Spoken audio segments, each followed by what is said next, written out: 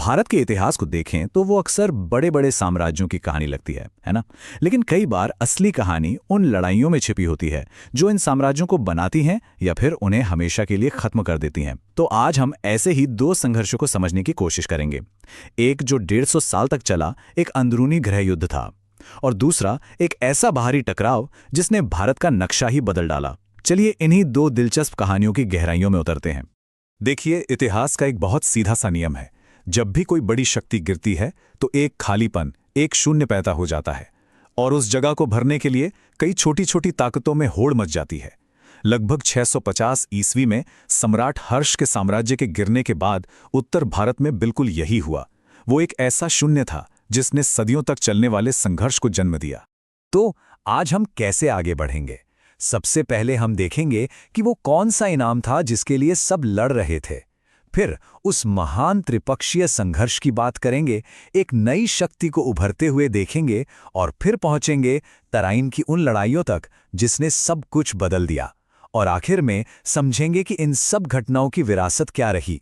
तो जैसा कि हमने कहा, पुराना साम्राज्य तो बिखर गया, लेकिन उसकी जगह एक नया पुरस्कार सामने आया। एक ऐसा शहर जो सिर्फ एक शहर नहीं बल्कि सत्ता का सबसे बड़ा प्रतीक था, और हर उभरती हुई शक्ति उसे हासिल करना चाहती थी। सोचिए, हर्ष के बाद का जो दौर था वो एक तरह से राजनीतिक अराजकता का समय था।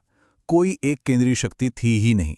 हर कोई खुद को सबसे बड़ा साबित करने की कोशिश में लगा हुआ था, और इस होड़ ने, आप कह सकते हैं, पूरे उत्तर भारत को एक जंग के मैदान में तब्दील कर दिया था। और इस पूरी उथल पुथल का सेंटर पॉइंट क्या था? कन्नौज। ये सिर्फ एक शहर नहीं था, ये शाही ताकत का सिंबल था। माना जाता था कि जिसने कन्नौज पर कब्जा कर लिया वही उत्तर भारत का सम्राट कहलाएगा। और यही वो वजह थी कि ये शहर एक सदी से भी ज्यादा चले एक भयानक युद्ध का कारण बना। और हाँ, इसी कन्नौज के लिए 3 बड़ी शक्तियों ने उस जमाने की सबसे लंबी और सबसे थका देने वाली लड़ाइयों में से एक लड़ी।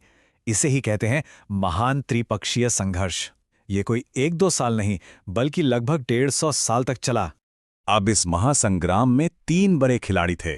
एक तरफ पश्चिम से ताकतवर गुर्जर प्रतिहार, दूसरी तरफ पूर्व से पाल शासक, और दक्षिण के दक्कन से राष्ट्रकूट अपनी ताकत दिखा रहे थे। मतलब भारत के 3 अलग अलग कोनों से ये 3 महाशक्तियां कन्नौज पर कब्जे के लिए आकर टकराईं। और ये कोई छोटी मोटी लड़ाई नहीं थी, ये पीढ़ियों तक चलने वाला संघर्ष था। कन्नौज कभी किसी के हाथ में तो कभी किसी और के। और इस पूरी प्रक्रिया में ये तीनों साम्राज्य ना सिर्फ अपनी सेना खो रहे थे बल्कि अंदर से आर्थिक रूप से भी बुरी तरह कमजोर होते जा रहे थे। और यहीं इस संघर्ष का सबसे जरूरी ऐतिहासिक सबक छिपा है। देखिए, गुर्जर प्रतिहार आखिर में जीते जरूर, पर यह एक बहुत महंगी जीत थी। 150 साल की लगातार लड़ाई ने इन तीनों ताकतों को इतना निचोड़ दिया, इतना थका दिया कि जब एक बाहरी खतरा दरवाजे पर दस्तक दे रहा था तो उसका सामना करने के लिए कोई भी पूरी तरह तैयार नहीं था। तो जब ये पुरानी और बड़ी शक्तियां एक दूसरे से लड़कर कमजोर हो गईं, तब उत्तर पश्चिम के राजनीतिक आसमान पर एक नया सितारा चमका, और ये थे चौहान। प्रतिहारों के कमजोर होने से जो खालीपन पैदा हुआ था उसे चौहानों ने बहुत तेजी से भरा। उन्होंने अजमेर से शुरुआत की और देखते ही देखते दिल्ली पर भी कब्जा कर लिया। वो एक नए बाहरी खतरे के आने से ठीक पहले उत्तर भारत की आखिरी बड़ी ताकत बनकर उभरे। और इस दौर के सबसे बड़े नायक थे पृथ्वीराज चौहान, जिन्हें राय पिथौरा भी कहा जाता है। वो एक ऐसे ताकतवर शासक थे जिनकी किस्मत पर इस पूरे इलाके का भविष्य टिका हुआ था। इसीलिए उन्हें हिंदू गौरव का अंतिम सूर्य भी कहा गया। तो बस अब हमारी कहानी अपने क्लाइमैक्स पे पहुंचती है। ये वो पल था जहां भारत की अंदरूनी फूट का सामना मोहम्मद गौरी के नेतृत्व में एक बहुत ही मजबूत बाहरी ताकत से हुआ। साल था 1191। हरियाणा के पास तराइन का मैदान इतिहास की सबसे अहम लड़ाइयों में से एक का गवाह बनने जा रहा था।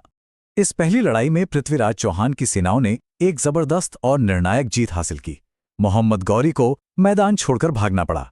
उस वक्त ऐसा लगा मानो उत्तर पश्चिमी सीमा हमेशा के लिए सुरक्षित हो गई है। लेकिन इतिहास की कहानी अभी खत्म नहीं हुई थी। ठीक 1 साल बाद उसी मैदान पर किस्मत एक बहुत ही क्रूर मोड़ लेने वाली थी। सिर्फ 1 साल में, सोचिए, सिर्फ 1 साल में पासा कैसे पलट गया। मोहम्मद गौरी इस बार बेहतर तैयारी और एक नई रणनीति के साथ लौटा, और नतीजा पृथ्वीराज चौहान की एक ऐसी विनाशकारी हार हुई जिसके बाद उन्हें पकड़ लिया गया और उनकी मौत हो गई। तो सवाल ये उठता है कि आखिर 1 साल में ऐसा क्या बदल गया? गौरी की बेहतर तैयारी तो एक कारण था ही, लेकिन असली वजह और दुखद वजह भारत की अपनी अंदरूनी फूट थी। पृथ्वीराज चौहान को अपने ही साथी राजपूत राजाओं से वो पूरा समर्थन नहीं मिला जिसकी उन्हें उस वक्त सख्त जरूरत थी। वो जो आपसी दुश्मनी त्रिपक्षीय संघर्ष के समय से चली आ रही थी, वो इस निर्णायक मोड़ पर बहुत भारी पड़ी।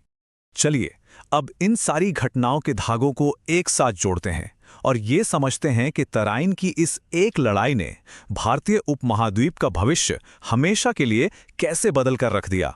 तराइन की हार के जो नतीजे हुए वो तुरंत और बहुत दूर तक महसूस किए गए। इसने सिर्फ चौहान वंश का अंत नहीं किया, बल्कि दिल्ली और कन्नौज पर कब्जे के साथ ही भारत में दिल्ली सल्तनत की नींव रख दी। एक युग का अंत हुआ और एक बिल्कुल नए युग की शुरुआत हुई। तो अगर हम इतिहास के छात्र के नजरिए से देखें तो इन घटनाओं से क्या सबक मिलते हैं? पहला और सबसे अहम सबक, घर की फूट बाहरी खतरों को दावत देती है। दूसरा, राजनीतिक बिखराव अक्सर बड़े बदलावों के लिए जमीन तैयार करता है। और आखिर में यह साफ है कि तराइन की लड़ाई कोई आम लड़ाई नहीं थी। ये वो टर्निंग पॉइंट था जिसने मध्यकालीन भारत के इतिहास की दिशा ही बदल दी। और अंत में एक सवाल जो हमें सोचने पर मजबूर करता है, कैसे सदियों पहले सत्ता के लिए लड़े गए ये संघर्ष आज भी हमारी दुनिया को, हमारे नक्शों को और हमारी राजनीति को प्रभावित करते हैं। शायद अतीत कभी पूरी तरह से गुजरता